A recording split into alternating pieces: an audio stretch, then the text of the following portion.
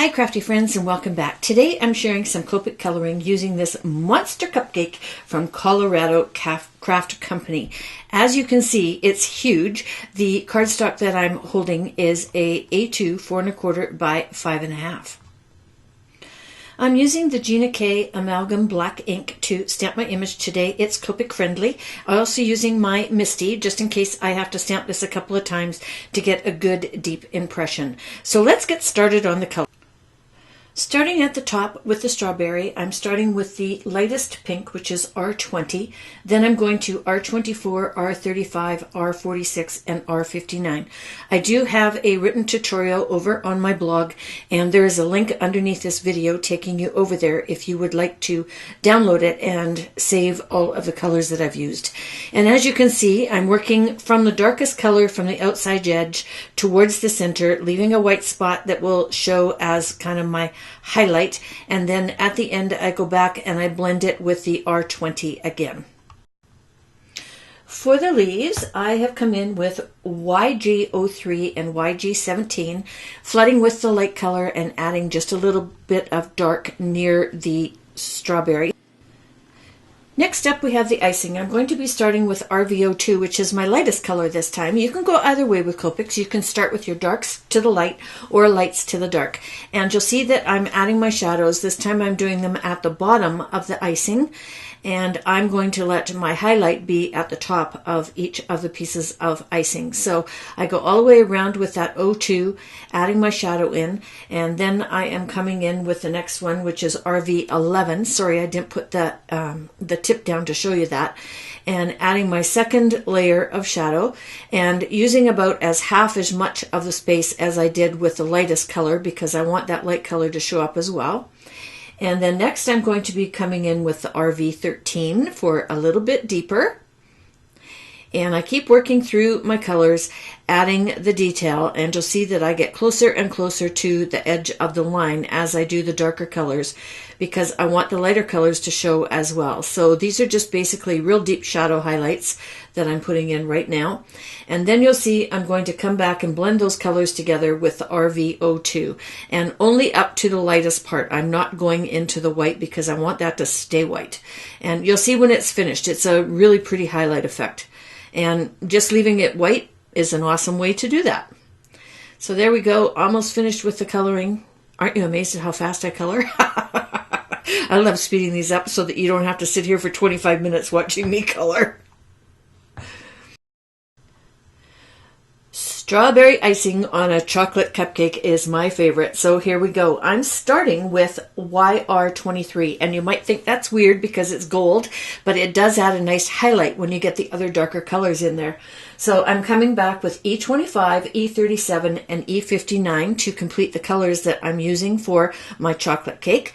And you'll see I start to add my shadow at the top and at the bottom, and my little highlights are going to show kind of in the center of the cupcake because it's out from the icing, so it's, you know, still in the appropriate spot.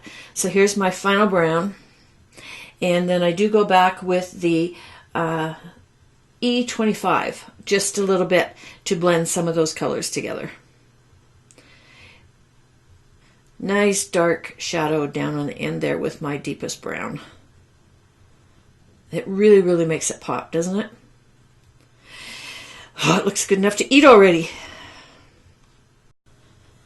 I'm going to go light with my cupcake paper because I'm going to do kind of 2 layers of designs on this. So the paper is E41, E43, and E44. Obviously starting this time with the lightest one, and I'm doing the flood technique. I'm going all the way through and flooding the entire paper with the lighter color, and then I'm going to come back and just add some shadows with the next 2 colors, so the E43 and the E44. And you may notice right here that I grabbed the wrong marker and started with the darker.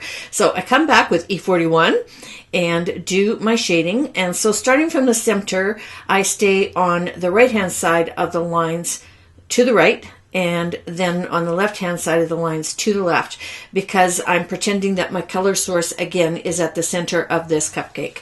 And so just follow the lines that the artist has drawn in the cupcake paper and you'll be just fine. So there's my third one, and I'm going to add some shadow along the bottom. And I do go outside the lines there, but that's okay. I'm going to be cutting this out in the end. So now I'm going to add a bunch of polka dots, and I got this idea from the back of the stamp package. They have a pretty little cupcake that's all colored there, and it's got the white dots on it. They use the dot that came in the stamp set. I'm just using a marker, and I am using, what am I using? RV13 to put those little pink dots in. So there we go. Now I'm going to use my gel pen and add the little white marks onto my strawberry. And then I'm going to add a little bit of Wink of Stella. I want my icing to be nice and shiny. So clear Wink of Stella over the entire icing. Yummy, yummy, yummy. This video is making me hungry. These beautiful large images are really easy to cut out, so that only took a sec. And to finish the edges off, I use a black marker. And so for my background, I grabbed a piece of A2 cardstock. So this is a pink 4 1/4 by 5 1/2, and I'm using some coordinating pink ink and a dot stencil just to add some dots to the background, and they correlate with the dots on my paper on my cupcake, and that's why I chose it. And you could, if you don't have a stencil, you could also use the dot that's in the stamp set. So I'm grabbing one of the sentiments, and I haven't glued anything down yet. I'm just kind of placing everything, deciding where I want my sentiment to go. Again, using my MISTI because there's a grid on the arm of the MISTI to make sure that your sentiment is straight. So taking out my cupcake so I don't get any ink on it, and stamping my sentiment a couple of times to make sure it's good and black. And then I'm going to angle this cupcake. So just adding a pencil line, and I'm going to stay inside that line with my glue to add my cupcake to this card front. Using white glue because it gives me a couple of minutes to move my image around and position it. It doesn't just stick instantly. So crop off that edge and get that nice, and then I'm going attach this to a white card base. So this is 4 1/4 by 11, scored and folded at 5 1/2. And as you can see, I use my Score Buddy for attaching my card front. I find this a really nice way to get it on there nice and straight. Just like that.